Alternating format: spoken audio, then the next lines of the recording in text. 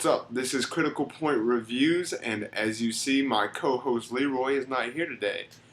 So he actually came down a little bit sick, so he couldn't make it, but I'm going to jump in right now and just go ahead and get into it. And this week I'm reviewing The Purge. Alright, let me go ahead and get into the story.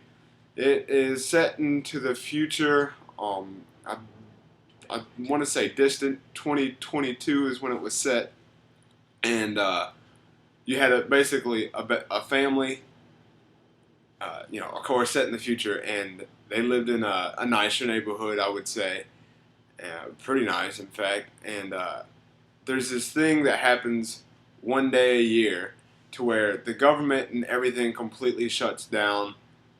There's no law enforcement, no fire, no medical help, no nothing for 12 solid hours.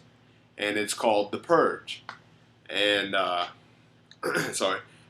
And so it happens, anything is essentially legal, whether it be murder, stealing, even rape.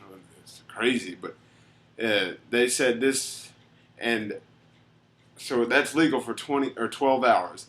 But at the same time, even though this happens one day a year, the unemployment is down to 1%. The economy is booming like it never has before, and they all equate this to the purge. And they say the purge is to where you can get out your rage or anything in the 12 hours.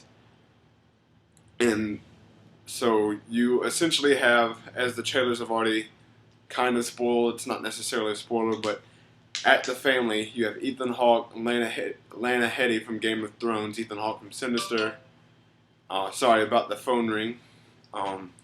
But you have them in their house and their kids, and so they're getting prepared. Ethan Hawke is the one who develops these real nice security systems, for the purge, because like I said, anything's game in the purge when it's happening. So he's developed this super awesome security system, and he sold it, and he became rich. He talks about they were extremely broke, but he became extremely rich, and so they have nice things. They have a nice house. He's got the security system, and getting to the point when the purge takes place, they have two kids, a daughter and a son. And there's this guy out in the middle of the road, and he's like, help me, they're coming after me. Of course, the purge is going on, and so people are coming after him. And so the son, he kind of, he just feels bad, and so he lets him in. And then the people who are tracking him down says, hey, give us the guy, or we're coming after your family too, and we're gonna get you. And so that's pretty much what it is, and the rest of the movie unfolds from there. But let's go ahead and get straight into the review.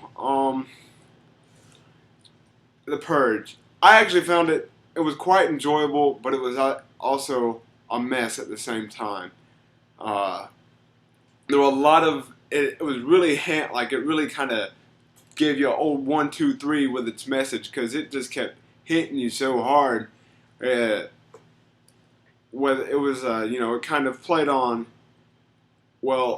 the whole rich poor kind of story, how if and it almost in relation, I guess, to maybe even the healthcare argument today is no one's killing anyone straight up, but that's what I would equate it to is the rich come out okay and the poor don't, and they kept slamming you over the head with that. And then also they kept slamming you over the head with, and which never really got resolved, was that everyone's a monster inside.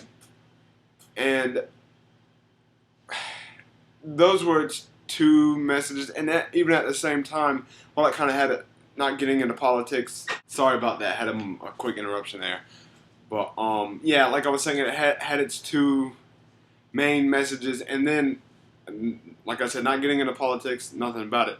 But then you almost had something talking about gun control at the same time.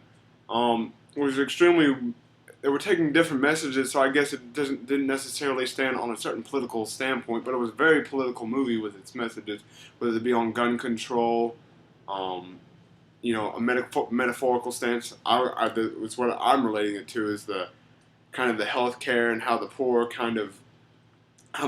are, you know, the poor have no control over anything while the rich are fine in their own luxury houses, and how if the rich would see how the poor, how the poor really control, they would help out more, and I guess saying the rich are more stingy. Um, but at the same time, no message I felt really became clear, even towards the end of the movie. Nothing really became clear. I don't really think they had a really solidified issue. Maybe you could almost say they resolved one of those, but even still, it was almost there. And yes, it makes you think, and I think maybe that's what they were going for, but the movie was never brave enough to take any particular stance on any particular issue. It was just presented itself, and here's what it was. And I was talking to one of my friends earlier, went with two of my buddies this morning, and here's the thing. While the movie, I want to say, was around an hour and a half, this could have been much better condensed into maybe like an hour. It could have been like a television show for something. There was a lot that it just kind of dragged, and I was like, all right.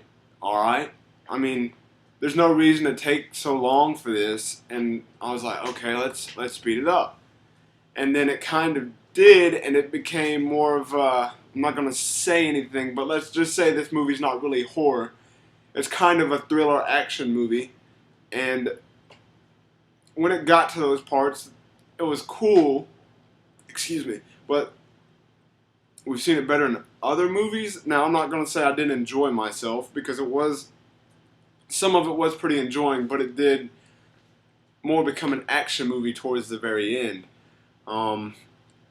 So it was kind of all over. I don't think because it definitely was trying to play more of the horror thriller aspects in the beginning, and then one of me and my buddies were talking about, it's like, this is gonna happen, this is gonna happen, this is gonna happen. It was a very predictable movie. I knew, pretty much everything. As soon as it started, I was like, oh, yep, watch, this will happen. And it was good. The acting, Ethan Hawke and Lena Headey, like I said, were just phenomenal. For the movie itself, they were really good. I enjoyed watching them. They brought it. They were really, really good. The kids were pretty. They weren't annoying, and when you have children, the boy at least, the girl was older. I think the girl was around 17 or 18 years old, but the boy was, I would say, 11 or 12, and he was actually pretty good. He never became annoying. I didn't think his character was. But a lot of the times, this movie, it tried to bring serious messages, but it played it off in a silly way. You'd have people creeping their faces in, like, with a creepy looking mask, which I'm like, it's not creepy. It's more funny than creepy. It reminded me of something like, like an old Abbott Costello horror sketch, or Three Stooges, or even something like Scooby-Doo, where people were putting their face with a mask, kind of like for a laugh. It's like, oh, we gotta run. So it was okay. It never, like I said, it was just okay. I did enjoy it for somewhat, but I think it would have been a lot stronger if it had a lot better script writer. The script was fairly weak. Like I was saying, the story never really had a clear presentation on where it wanted to go. And that's pretty much all I can say. It is enjoyable, but I think it's one of those movies you'd watch and be like, hey, I had a decent time, but then, you're not gonna, it's not nothing that's gonna stick with you. I guess the last horror movie that Ethan Hawke was Sinister, which I enjoyed a lot.